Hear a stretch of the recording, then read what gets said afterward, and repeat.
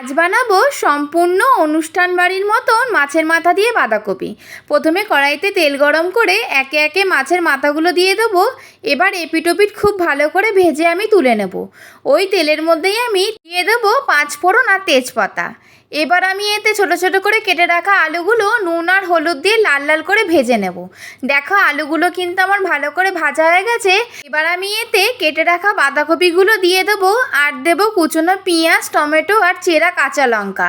এবার বেশ অনেকটা নুন দিয়ে এপিটোপিট নাড়াচাড়া করে গ্যাসের ফ্লেমটা কমিয়ে ঢাকনা দিয়ে রেখে দেবো।